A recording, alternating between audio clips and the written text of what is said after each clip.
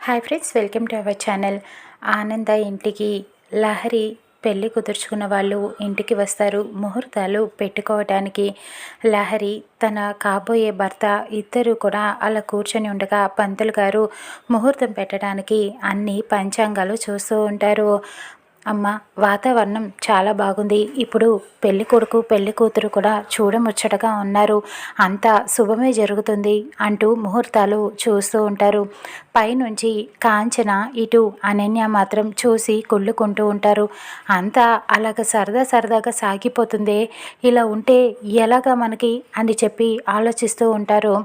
ఏం చేయాలా, ఈ ఎంగేజ్మెంట్ని ఎలా చెడగొట్టాలా అని ఇద్దరు ప్లాన్ చేసుకుంటూ ఉంటారు. ఇటు శరణ్య చాలా సంతోషంగా ఉంటుంది. ముహూర్తాలు చూడమని ఆనంద చెబుతూ ఉంటుంది. ఇంతలో పెళ్లి కొడుకుకి ఫోన్ రావడంతో బయటికి వెళ్ళి మాట్లాడుతూ ఉంటాడు. అన్నయ్య, నేను మహేష్ని అంటూ ఫోన్ మాట్లాడుతూ ఉంటాడు. అవును, ఎక్కడికి వెళ్ళిపోయావురా ఇన్ని రోజులు? నీకు ఫోన్ ట్రై చేస్తున్నా సరే ఇన్ని రోజులు కలవట్లేదు. అసలు ఎక్కడున్నావు, ఎప్పుడు వస్తావు అంటూ అడుగుతూ ఉంటాడు.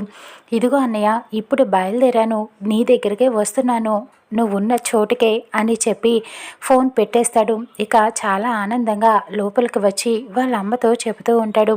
అమ్మ, నీకు ఒక గుడ్ న్యూస్, మహేష్ వస్తున్నాడు, ఇప్పుడు ఇక్కడికి వస్తున్నాడట, ఫోన్ చేశాడు అని అనటంతో చాలా సంతోషపడుతూ ఉంటారు అందరూ కూడా. కానీ లహరి శరణ్య ఇద్దరు చాలా భయపడిపోతూ ఉంటారు. మహేష, వాడు చచ్చిపోయాడు కదా, ఇప్పుడు ఫోన్ ఎలా చేశాడు, తిరిగి ఎలా వస్తున్నాడు అంటూ ఇద్దరు ఆలోచిస్తూ ఉంటారు. శరణ్య టెన్షన్ పడుతూ ఉంటుంది. లహరి ఏమో శరణ్యని చూస్తూ ఉంటుంది. ఏంటి వదిన అంటూ భయపడుతూ చెప్తూ ఉంటుంది. నువ్వు కంగారు పడకు అని ధైర్యం చెప్తూ ఉంటుంది శరణ్య.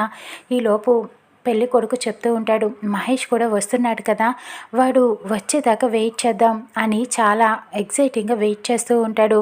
ఇంతకీ నిజంగానే మహేష్ బ్రతికే ఉన్నాడా, తిరిగి వస్తున్నాడా?